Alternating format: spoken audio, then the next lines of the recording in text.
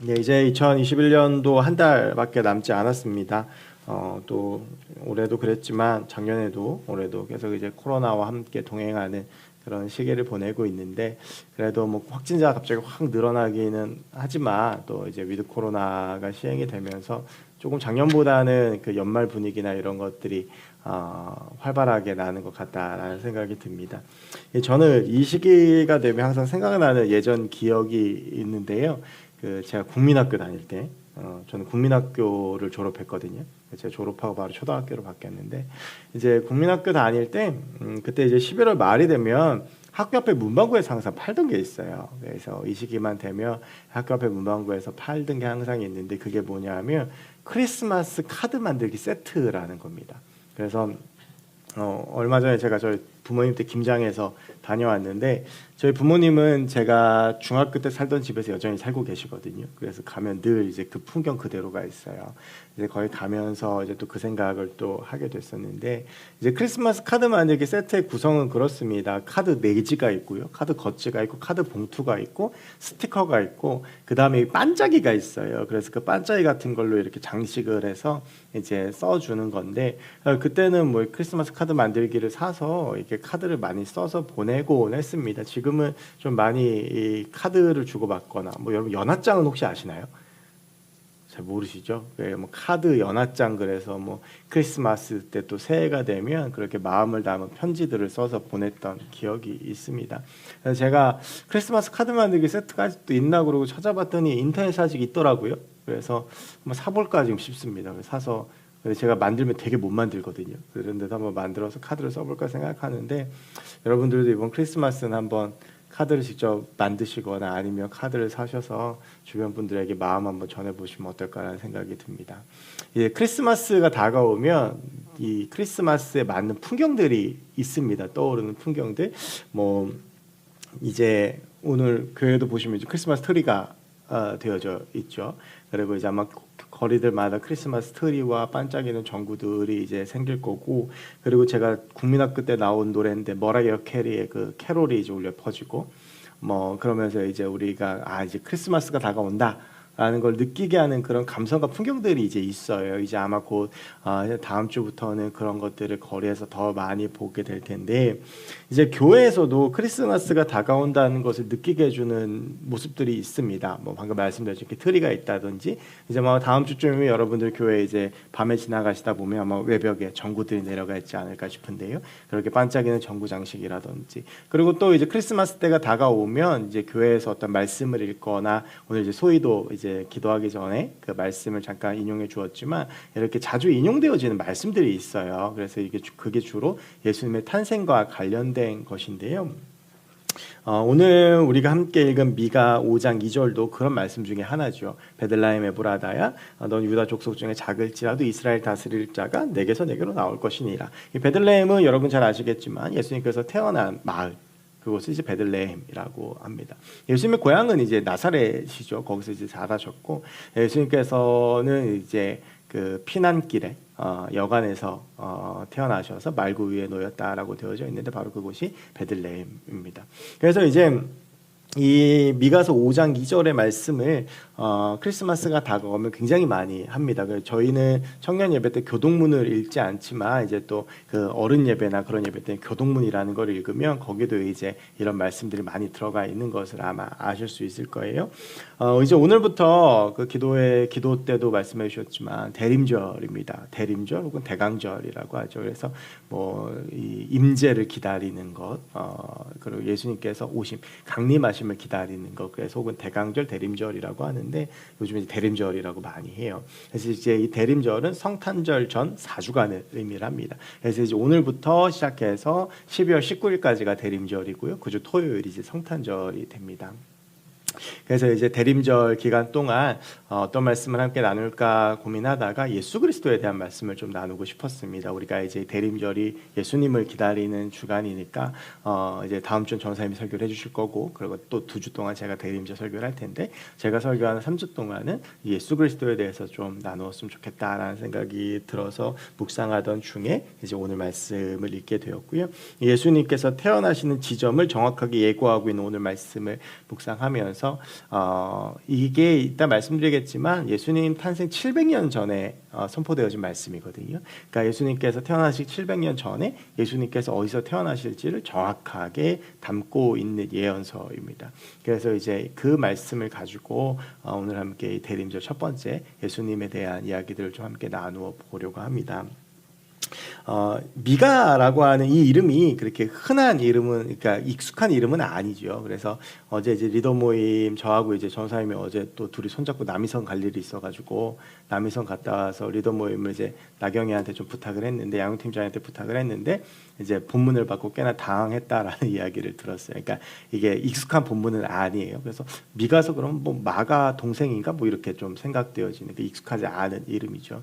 근데 이제 그 소고 선지서들이 좀 그래요. 뭐 나움이나 뭐 오바댜 이런 선지서들, 뭐 스바냐, 스가랴, 학계 평생가에 한번 설교를 들을까 말까 하는 그런 내용들인데요.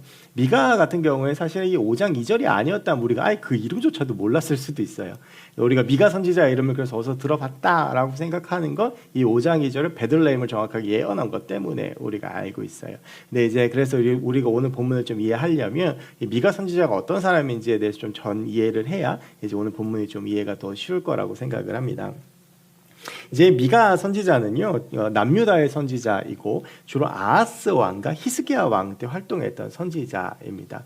여러분, 히스기야 왕 때에 미가 말고 우리가 잘 아는 예언자 한 명이 더 활동을 했었는데 혹시 누군지 아시나요?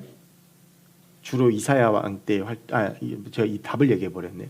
히스기야 왕 때 주로 활동했던 선지자 이사야입니다. 그 이사야는 왕족이었어요. 왕의 현손이어서 왕족이었는데, 그래서 이제 굉장히 왕궁 중심으로 이제 선교 이렇게 말씀 사역을 했었죠. 근데 미가는 이제 그렇지는 않았어요. 그래서 미가는 이사야하고 같이 활동했던 선지자이지만 활동의 무대가 다릅니다. 그런데 재밌는 것은 이사야는 굉장히 방대한 분량이에요. 1장부터 66장까지 되는 66장이 방대한 분량이고 미가는 7장밖에 되지가 않습니다. 소 선지서치고는 많은 편이지만 근데 이사야에 비하면 굉장히 적은 분량입니다. 그런데 같은 시대에 활동했던 사람이어서 그런지 미가서와 이사야서는 유사한 내용들이 굉장히 많이 있습니다. 구조도 비슷하고 내용도 비슷합니다. 그래서 먼저는 우리가 이제는 이 미가와 이사야가 다루고 있는 이 남유다의 내적인 상황에 대해서 좀 함께 이야기를 하면서 오늘 본문을 좀 풀어나가 보려고 하는데요. 사실은 이 미가서 5장 2절이 미가에서 가장 유명한 말씀입니다만 미가서에서 가장 대표적인 말씀은 5장 2절 말씀은 아니에요. 우리가 보통 미가 그러면 이제 뭐 학자들이나 이렇게 뭐 성도들이 떠올리는 말씀은 5장 2절이 아니라 6장 6절부터 6장 8절까지의 말씀입니다. 이 말씀을 제가 그냥 읽어드릴게요. 내가 무엇을 가지고 여호와 앞에 나아가며 높으신 하나님께 경배할까? 내가 번제물로 1년 된 송아지를 가지고 그 앞에 나아갈까? 여호와께서 천천의 순양이나 만만의 강물 같은 기름을 기뻐하실까? 내 허물을 위하여 내 맏아들을 내 영혼의 죄로 말미암아 내 몸의 열매를 드릴까? 사람아, 주께서 선한 것이 무엇임을 내게 보이셨나니 여호와께서 내게 구하시는 것은 오직 정의를 행하며 인자를 사랑하며 겸손하게 내 하나님과 함께 행하는 것이 아니냐. 이제 이 6장 6절부터 8절까지의 핵심은 이 마지막 8절에 있어요. 이 8절에서는 이스라엘 백성들에게 지금 결여된 세 가지를 이야기를 해요. 그게 무엇이냐 하면 정의, 인자, 겸손이에요. 그러니까 이 미가가 활동했던 그 남유다의 시대상은 어떤 시대상이었냐 하면 이 세 가지가 없다라는 거예요. 먼저 정의가 사라졌어요. 이것은 우리가 흔히 공의라고도 말하죠. 그 다음에 인자가 사라졌어요. 그리고 겸손이 사라진 시대라고 하는 것입니다. 하나님은 그런 그들이 아무리 좋은 예물을 준비해서 제사를 드려도 그 제사를 받지 않겠다라고 말씀하세요. 실제로 이 미가서는요, 당시 남유다의 부패한 통치자들을 고발하고 불의가 가득 찬 사회상을 통렬히 비판하고 있는 책입니다. 이제 겸손하지 않다라고 하는 것은 교만하다는 것인데 그것은 다른 말로 바꿔 말하면 뭐냐 하면 우상숭배가 가득했다라고 하는 거예요.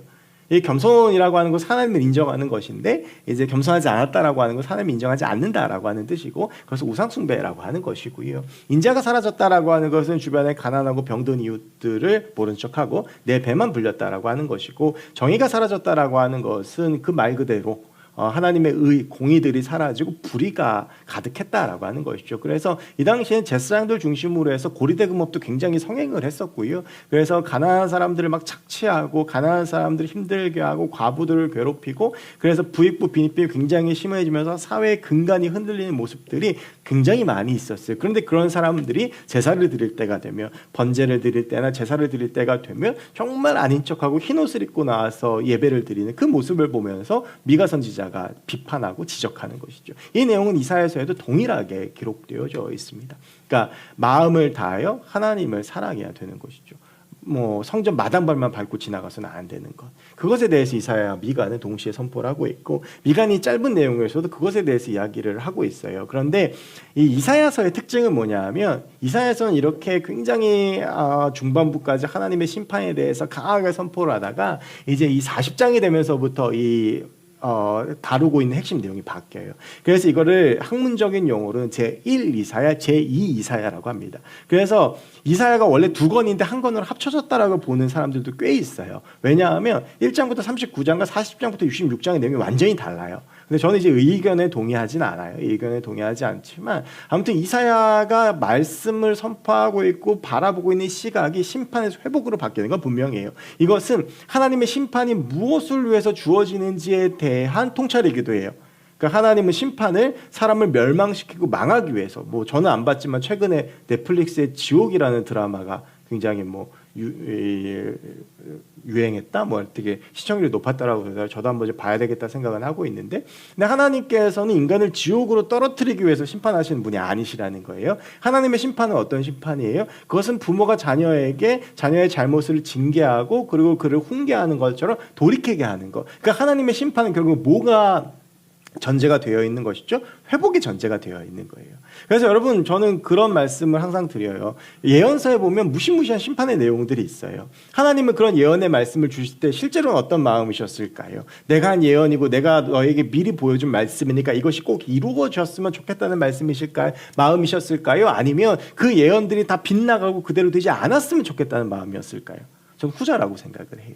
그래서 하나님의 심판은 항상 이 회복을 전제로 하고 있어요. 이사야도 마찬가지예요. 이사야도 그 당시에 남유다의 어떤 시대상 그리고 그 사람들에 대해서 통렬하게 비판하지만 그래서 그들에게 심판을 선포하지만 사실 하나님께서 말씀하고 싶었던 것은 무엇이냐 하면 그들이 돌이켜서 회복을 경험하는 것이었어요. 그리고 이 구조는 미가서에도 그대로 가지고 들어와요. 그래서 미가도 하나님의 심판에 대해서 선포하지만 그 심판 끝에 미가 선지자가 결국에는 선포하는 것은 무엇이냐면 회복이에요. 그리고 그 회복의 핵심 되는 말씀이 무엇이냐면 바로 미가 5장 2절의 말씀이에요. 너희들이 이렇게 여러 가지로 부패하고 타락하고 그래서 심판을 받을 것이지만 그런 너희에게 회복을 하나님께서 허락하실 것인데 그 회복을 시키실 구원자가 어디서 나올 것이냐 하면 베들레헴 에브라다에서 나올 것이다.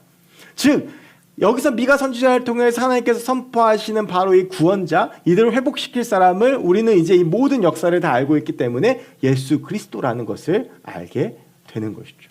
그래서 미가는요, 하나님의 심판과 회복을 함께 선포하고 있어요. 그러면서 이 회복의 열쇠로 예수 그리스도에 대해서 이야기를 하고 있고요. 그리고 이 미가서가 쓰여진 것은 예수 그리스도 탄생 700년 전인데 이미 그 700년 전에 이미 예수님께서 어디에서 태어나실지를 정확하게 기록하고 있다라고 하는 것입니다.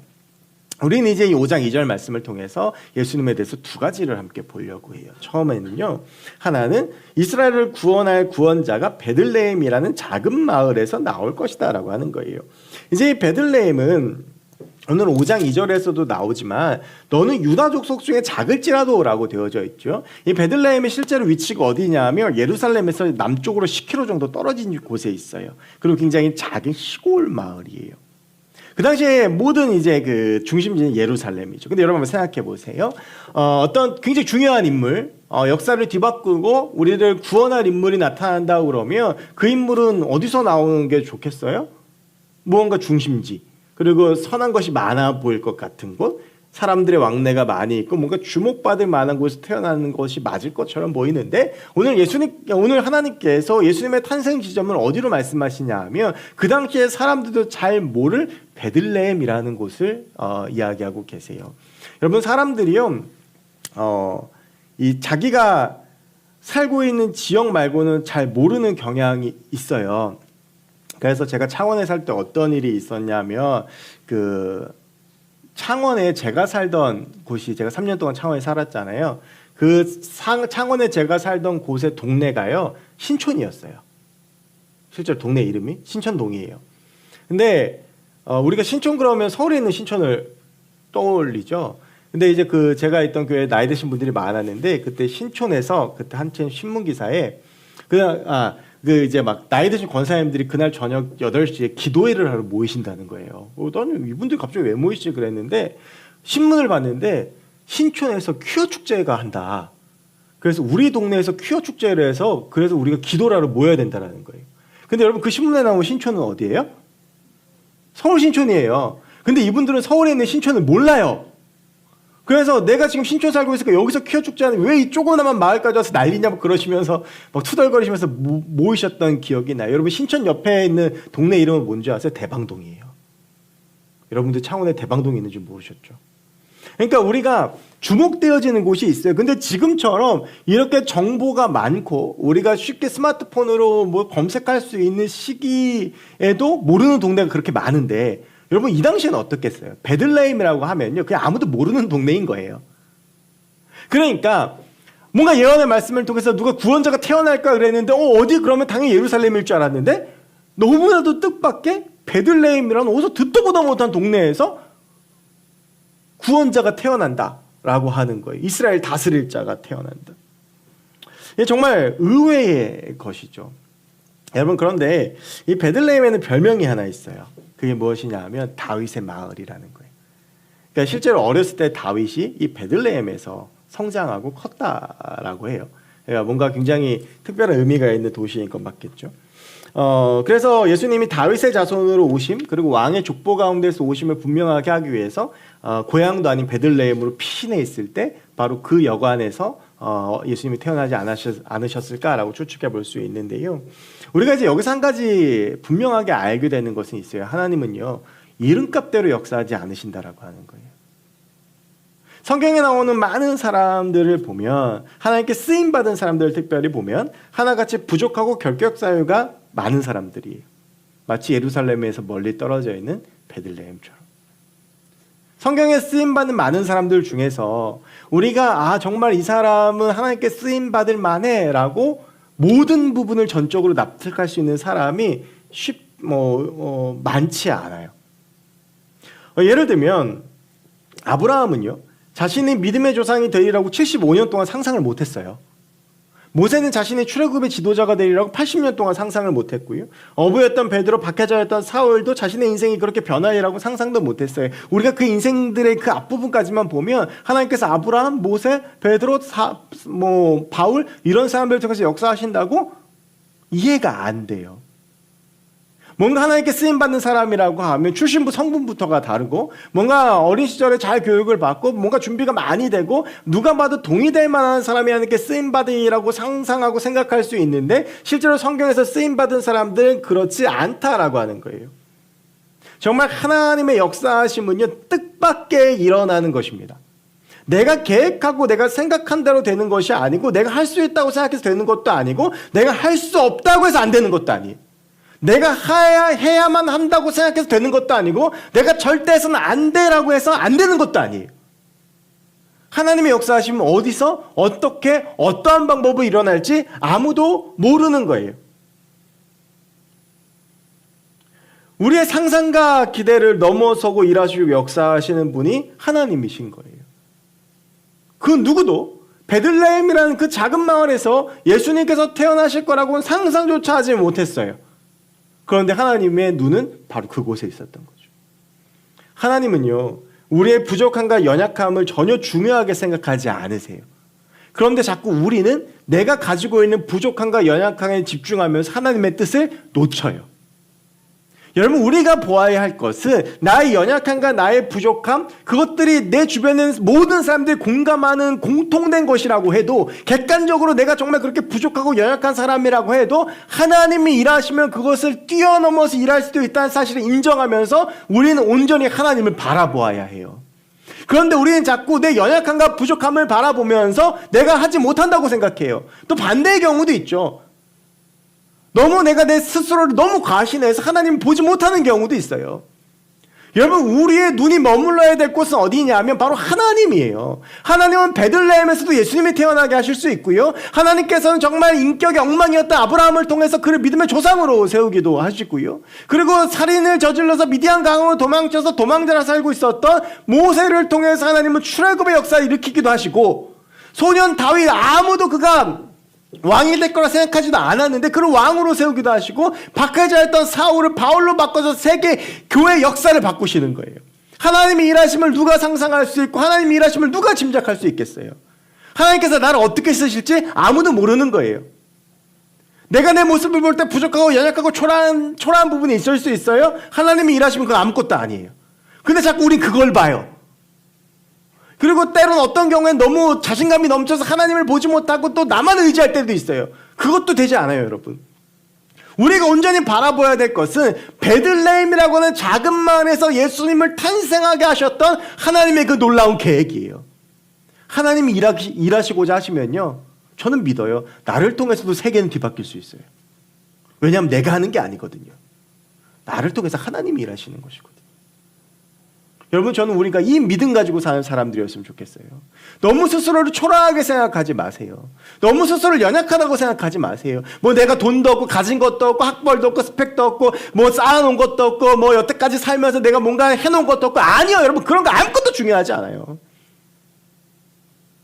우리가 이력서를 막 씁니다만 그 이력서에 많은 이력서 줄들이 있어도 그 이력서 그런 거 아무 필요 없는 거예요. 여러분, 성경에 쓰임받은 사람들 중에 이력서가 중요했던 사람들이 있나요? 없어요. 하나님 앞에 쓰임받으면 그 사람의 이력, 그 사람의 스펙, 그런 거 아무것도 중요하지 않아요.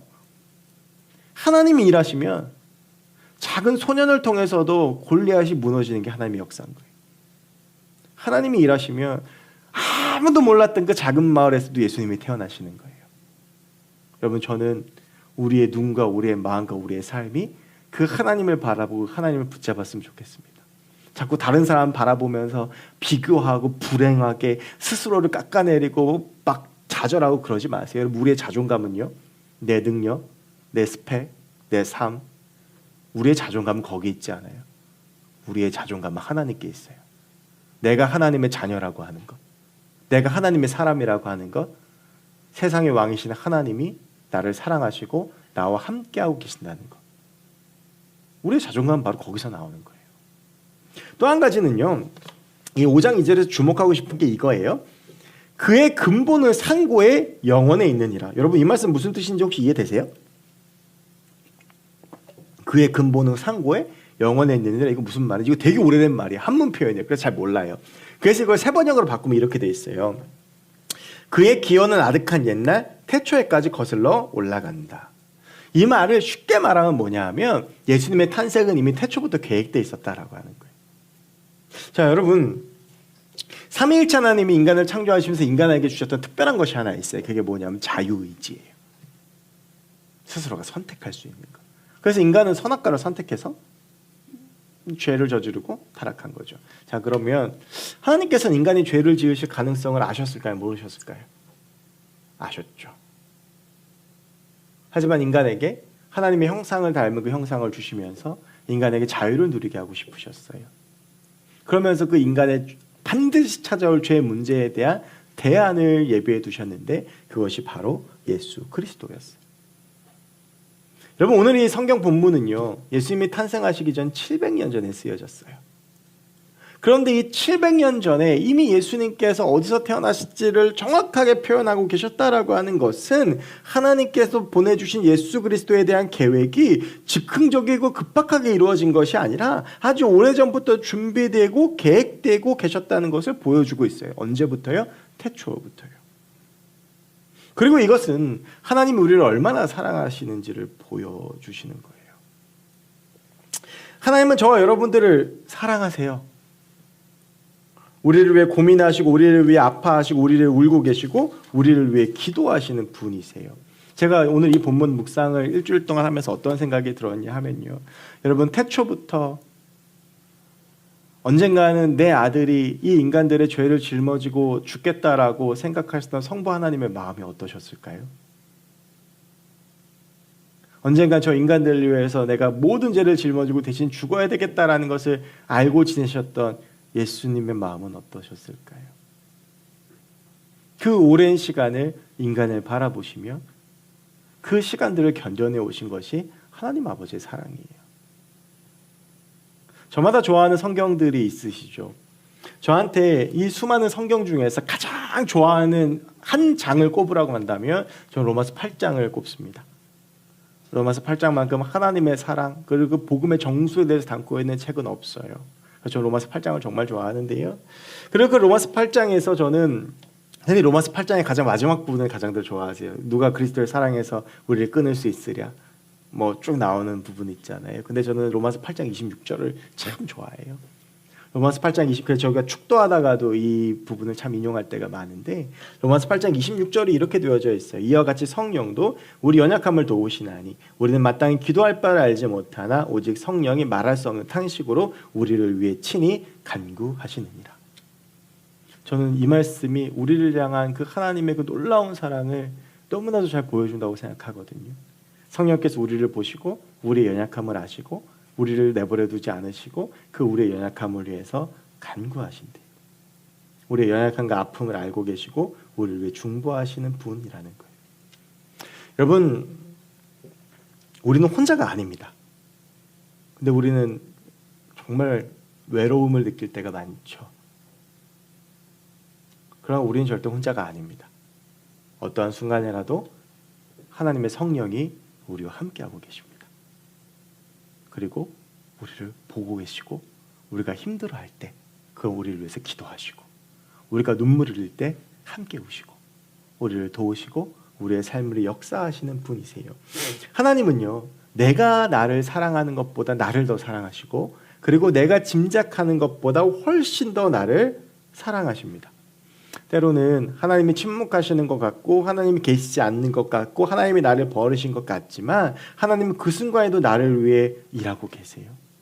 우리를 위해서 태초부터 계획하고 계시고 그런 우리를 위해서 한 걸음 한 걸음 인도하셨던 분이 우리의 하나님이시잖아요.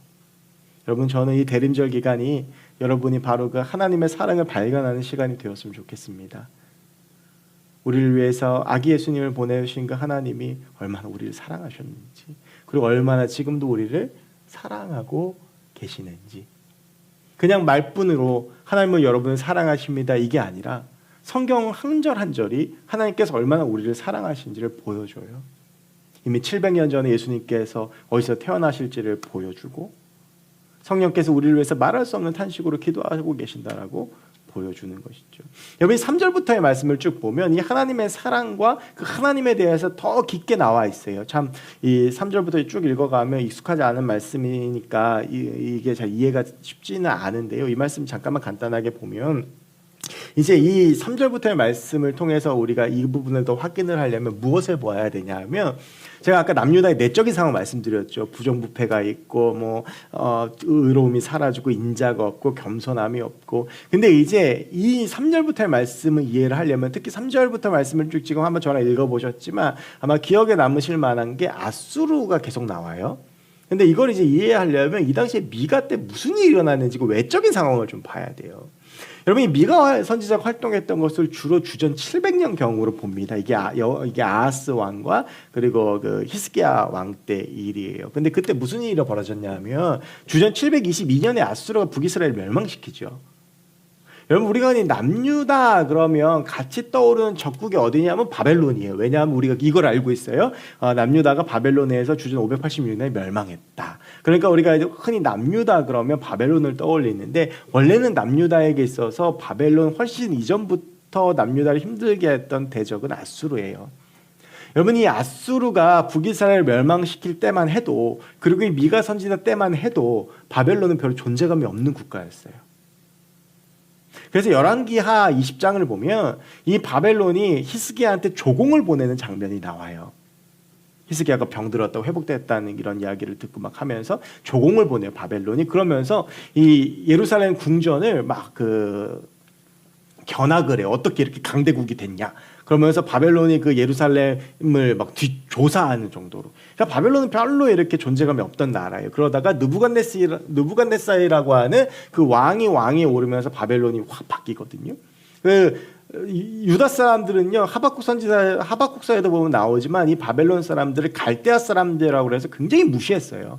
야만스러운 민족이고 그냥 뭐 별것 아닌 민족. 근데 그 당시 남유다에 가장 크게 그 위협이 됐던 나라는 어디냐면 아수르예요. 생각해 보세요. 북이스라엘을 멸망시켰어요. 파죽지세죠. 이 북이스라엘 멸망시켰을 때 당시 아수르의 왕이 사르곤 2세인데요. 역사적인 기록을 보아도 이만큼 잔혹무도한 왕이 없었다고 그래요. 그래서 끊임없이 이제 여러분 내가 아수르의 입장이라고 해도 생각해 보세요. 북이스라엘을 멸망시켰으면 다음 타겟은 어디겠어요? 자연스럽게 남유다죠. 그래서 여러분 이 열왕기하 18장 19장에 보면 그 사르곤 2세를 잇는 왕인 사네립이요. 그 엄청난 대군을 이끌고 남유다를 침공한 장면이 나와요. 그래서 남유다를 침공해서 남유다 다 점령하고 예루살렘만 남아요. 그래서 그때 이제 나라가 거의 멸망하게 돼서 히스기야가 이제 하나님 앞에 막 기도하고 그래서 하나님께서 그날 밤에 기적을 일으키셔서 그 아수르의 군대가 전멸해서 겨우 그 위기를 벗어나게 되거든요. 그러면서 이제 이 남유다가 조금씩 이제 강대해지게 되는데, 그러면서 이제 아수르는요 갑자기 대군을 일으켜서 전쟁 나갔다가 몰살당했으니까 그리고 사네립이 이제 신전으로 숨어들었다가 신하들에 의해서 반란이 일으켜서 일어나서 죽거든요. 그러니까 이런 일들이 일어나다 보니까 아수르가 그때부터 이제 쇠퇴의 길로 접어드는데, 미가서가 쓰여질 때까지만 해도 남유다에게 있어서 아수르는 공포의 대상이에요. 내 힘으로 어떻게 할 수 없는 존재, 내 힘으로 이길 수 없는 존재를 의미를 해요. 그런데 이 미가 선지자가, 구원자가 바로 그 아수르로부터 너희를 해방시켜주고 너희를 지켜줄 것이라고 선포하고 있는 거예요. 근데 여러분 이게 긴 역사적 관점에서 보면 좀 의아심이 들 수 있는 게 뭐냐면, 베들레헴 에브라드의 구원자가 나타난 게 700년 후잖아요. 그럼 700년 후에는 아수르가 있어요, 없어요? 없어요. 그럼 여기서 아수르는 어떤 의미냐 하면, 지금 이스라엘 백성들을 괴롭히는 아수르라는 물리적인 국가도 있지만 결국에 하나님의 사람들을 끊임없이 괴롭히고 넘어뜨리고 망가뜨리는 모든 세력들, 모든 악한 존재, 모든 악한 세력들 다 통턴다라고 할 수 있어요. 예수 그리스도의 구원은 물론 우리의 영혼을 구원하고 우리에게 하나님의 나라, 그 천국을 허락해 주는 것은 당연한 것이고요. 그리고 예수님께서는 우리를 어떤 것에서 구원시켜 주시냐 하면, 모든 악한 세력도, 우리를 괴롭히고 우리를 아프게 하는 아수르와 같은 것들에서부터 우리를 지켜주시고 우리를 이기게 하시는 분이라고 하는 것을 분명히 보여주고 있는 거예요. 저는 오늘 이 미가 말씀을 쭉 묵상하면서 한 단어에서 계속 눈이 멈춰 있던 단어가 있어요. 그게 4절에 나오는 목축이라고 하는 단어예요. 여러분, 목축은 뭐냐면 이 목자가 양을 치는 거예요. 목자가 소를 키우는 거예요. 여러분, 예수님을 가장 많이 성경에서 표현하고 있는 게 무엇이죠? 선한 목자예요. 우리가 잘 알고 있는 시편 23편도 그 다윗이 고백한 하나님의 그 선한 목자됨을 이야기하고 있죠. 양무리를 위해서 목숨을 거는 목자에 대해서 예수님께서 말씀하세요. 예수님은 우리에게 어떤 분이시냐? 여러분, 예수님은요 우리에게 선한 목자가 되어주시는 분이세요. 나를 위해서 목숨을 거시는. 그래서 우리를 위해 십자가를 지셨잖아요. 그러면서 그 아수르를 이기시는 강력한 지도자, 선한 목자이시면서 능력이 있으신 분에 대해서 오늘 성경 우리에게 이야기를 하고 있습니다. 여러분, 우리가 살아가면서 많은 고민들을 만납니다. 특히 이제 청년 때에 뭐 진로, 뭐 얼마 전 수능 시험도 있었고, 또 이제 뭐 취업도 문제가 있고, 뭐 내년에 결혼, 뭐 여러 가지 것들을 앞두고 막 진로에 대한 고민들도 많이 하고 그럴 때이죠. 그리고 살아가다 보면 여러 가지 어려움도 있고, 뭐 직장 안에 사건 안에서 그런 어려움과 내 힘으로 감당할 수 없는 그런 많은 일들이 있습니다. 아수르는 여러분을 괴롭히는 존재입니다라고 얘기를 하면 팍 떠오르는 사람이나 일들이 있죠. 근데 그게 내 힘으로 안 돼요. 저도 이제 올해가 이제 40이 됐고 내년에 이제 41가 되는데 이제 만으로 내년 40이에요. 진로를 놓고 고민이 참 많아요. 아이들은 커가고 앞으로 나는 어떻게 살아야 되고 어떠한 목표를 해야 되고 어떠한 삶을 살아가야 될까라는 고민을 정말 많이 하는데, 요즘 그런 고민들이 더 깊어졌거든요. 최근에는 제가 오래전부터 계획했던 중요한 일이 하나 있었는데 그게 완전히 실패했어요. 그러면서 거기서 오는 그 어떤 상실감과 좌절감과 미래에 대한 고민이 점점 더 심해졌어요. 근데 그런 상황 속에서 오늘 본문을 마주하게 됐는데, 오늘 본문에서 하나님이 마치 저한테 이렇게 말씀하시는 것 같았어요. 나는 전능한 하나님이다. 무엇을 걱정하고 무엇을 고민하느냐. 내가 너를 지킬 것이다. 여러분, 하나님께서 우리에게 그렇게 말씀하고 계시지 않을까요? 살아가면서 참 많은 일들을 만나지요. 살아가면서 참 어려운 일들을 만나지요. 특히 아수르처럼, 우리가 제일 힘들 때가 언제예요? 아수르처럼 내 힘으로 뭔가 안 될 일들을 만날 때예요. 여러분, 남유다는 그냥 아무리 애써도 아수르를 못 이겨요.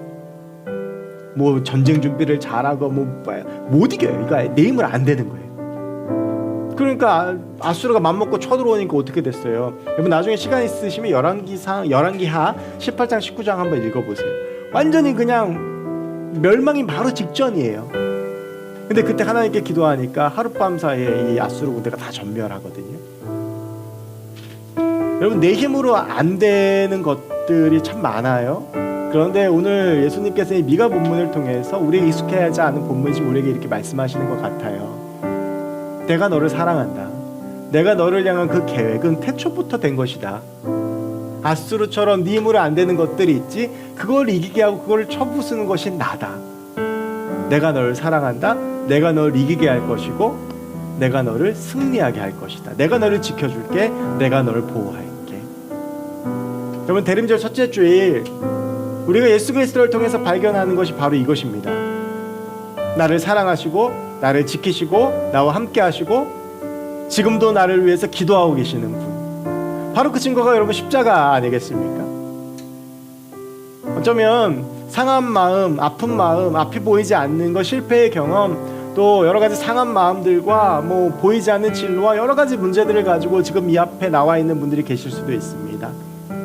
여러분, 그러나 그런 우리가 바라봐야 할 것은 우리의 부족함과 연약함과 우리가 가지지 못한 것, 우리가 해놓지 못한 것, 이루지 못해놓은 것들, 또 내 눈앞에 있는 아수르와 같은 그런 큰 대적들이 아니라 오직 우리가 바라봐야 될 것은, 우리가 집중해야 될 것은, 우리가 주목해야 될 것은 그런 우리를 사랑하시는 예수 그리스도입니다. 우리가 그 예수 그리스도를 붙잡고 나아갈 때 그 주님께서 우리를 승리하게 하시고 그 주님께서 놀라운 능력으로 우리를 덮어주시고 그 구원자이신 예수님께서 우리를 모든 부분에서 구원하셔서 우리를 승리하게 하시고 우리를 세워주시고 우리를 통해 하나님의 일을 하실 줄로 믿습니다.